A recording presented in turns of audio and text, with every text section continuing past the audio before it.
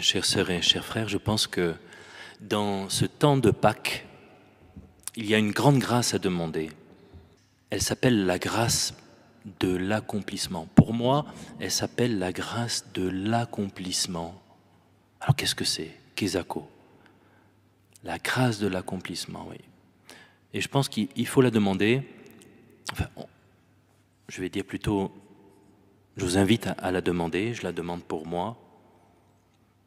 Je demande au Seigneur que nous puissions faire l'expérience. Elle consiste en quoi? Cette grâce d'accomplissement.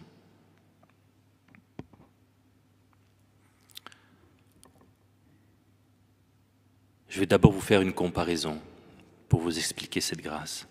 Je pense que Dieu, il est comme un artiste. Il est comme un artiste. Et je pense à ce grand sculpteur qui projetait de faire une grande, immense croix en bronze dans une église.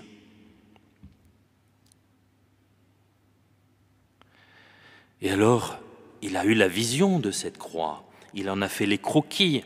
Et puis après, il a commencé à démarcher pour financer. Et puis, quelle église? Donc, et puis à l'eau. Et puis finalement, c'est revenu. Et puis, il a trouvé des collaborateurs. Et puis, un bon jour, les papiers sont signés. Et là, il a fallu se mettre au boulot. Pas seulement les papiers, mais il a fallu faire chauffer le métal. Il a fallu le travailler. Et puis un jour, le rideau s'ouvre. L'inauguration. Vous imaginez l'émotion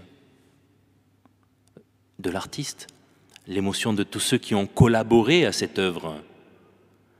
Et puis peut-être la gêne de ceux qui finalement n'ont pas trop collaboré, se disent oh, c'est quand même, c'est pas vilain. Hein. Ah oui, bon. Et puis tous se disent finalement, il fallait passer par là, hein. Ça valait le coup. Il fallait passer par là. Ça valait le coup. Non pas pour justifier les freins, les péchés, les coups en douce. Non, c'est pas ça. Mais le projet final, ça valait le coup. Ça valait le coup. Et on retrouve ça dans la Bible. L'accomplissement. Il fallait. Et aujourd'hui, Jésus nous dit, il y a un verset, il fallait que s'accomplisse tout ce qui a été écrit à mon sujet dans la loi de Moïse, les prophètes et les psaumes. Il fallait que s'accomplisse, il fallait passer par là pour découvrir le grand projet de Dieu. Il fallait, parce que Dieu a un projet.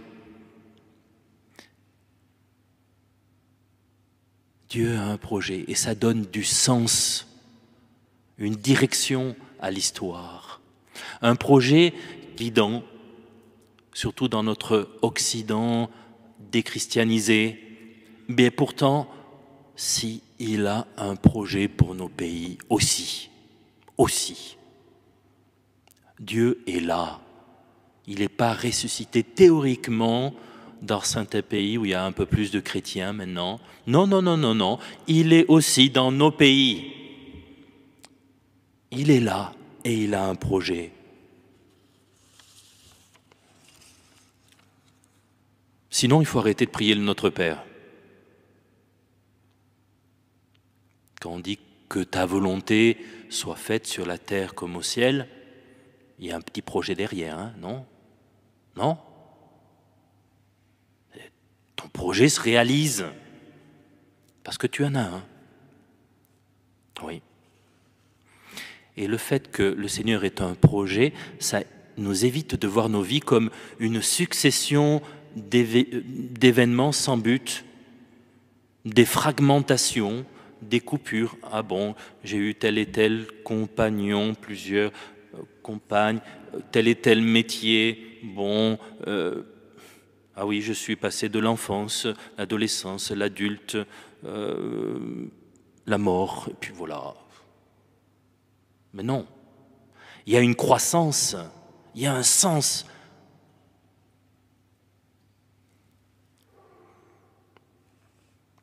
Et je pense que c'est au cœur de notre foi, et en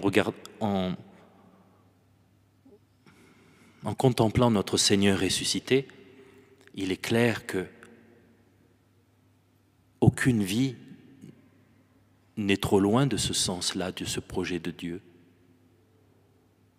Aucune vie. En contemplant Jésus ressuscité, on voit que personne n'est allé aussi loin que lui dans les enfers, dans l'angoisse. Il a souffert une angoisse terrible, il suait des larmes de sang, des gouttes de sang de son front. Quelle angoisse! Qui peut être plus sensible que Jésus? Qui peut être plus donné que Jésus? Et il a souffert la mort, le rejet. Il a visité les extrêmes de nos enfers.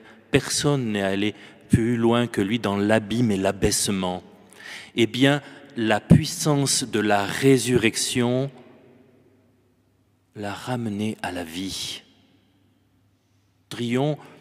Certes, comment oserions-nous penser que nos abîmes, nos faiblesses nous mettent hors de portée de Dieu?